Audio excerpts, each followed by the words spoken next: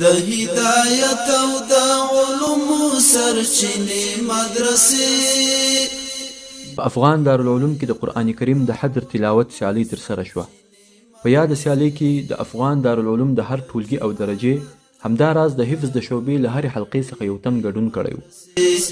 د جهالت تورو تیارو لره ډېوې مدرسې. غونډه د حافظ حبیب الرحمن په تلاوت سره پیل شوه. فلا صدق ولا صلى ولكن كذب وتولى ثم ذهب إلى أهله يتمطى.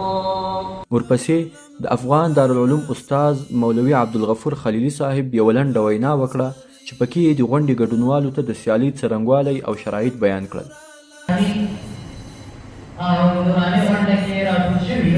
ورپسې د هرې درجې یو تن زده کوونکی رابلل کېده او هغه به د پوښتنو له منځه یو پوښتنه پورته کوله او د هغې له مخې به یې خپل تلاوت پیلاوه. په دې لړ کې د خوږژبو حافظانو لخوا په زړه پورې تلاوتونه وشول. لا ينهاكم الله عن الذين لم يقاتلوكم في الدين ولم يخرجوكم من دياركم أن تبروهم وتقسطوا إليهم إن الله يحب المقسطين.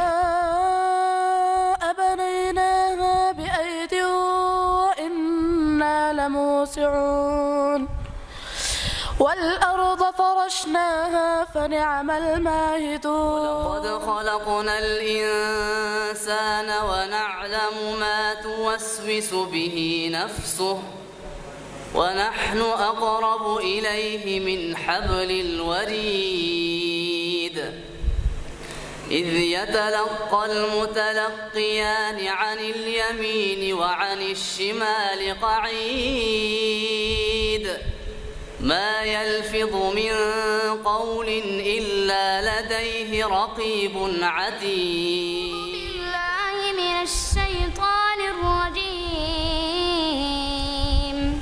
والسماء بنيناها بأيد وإنا لموسعون والأرض فرشناها فنعم الماهدون ومن كل شيء خلقنا زوجين لعلكم تذكرون.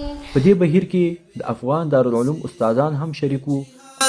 تورو تیارو لره ډېوې مدرسې. د هدایت او د علومو سرچینې مدرسې. او ممتحنینو د هر طالب استعداد، وړتیا او تلاوت ته په کتو نمرې ورکولې. په پای کې د ټولې سیالۍ لومړي، دویم او دریم نمرګانو ته د ادارې لخوا په پام کې نیول شوې ډالۍ ورکړل شوې. د محترم مفتي صاحب عبدالرؤف قاسم صاحب څخه هیله کېږي چې د سټېج باندې تشریف راوړي او زموږ د نننۍ سیالۍ اول نمره ته چې محمد نعیم کاظمي زوی دی رادې چې او محترم مفتي صاحب څخه یې خپله جایزه ترلاسه کړي. محمد نعیم کاظمي زوی.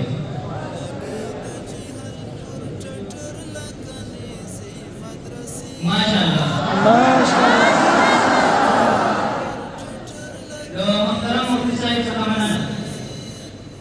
محترم مفتي صاحب هدایت الله څخه هیله کېږي چې د سټېج باندې تشریف راوړي او زموږ د سیالۍ دویم نمره ته جایزه ورکړي. په دې سیالۍ کې دویم مقام ګټونکی طالب العلم محمد انور د محمد اکبر زوی رانیسي او خپله جایزه دې له محترم مفتي صاحب څخه ترلاسه کړي.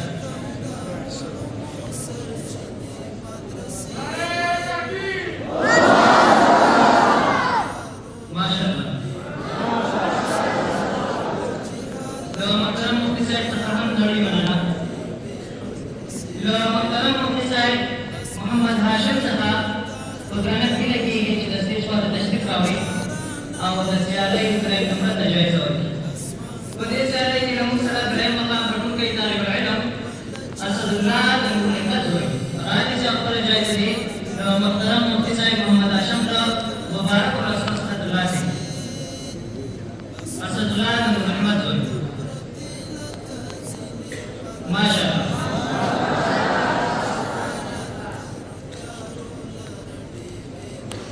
ورپسې د سیالۍ ټولو ګډونوالو حافظانو ته هم جوایز ورکړل شول.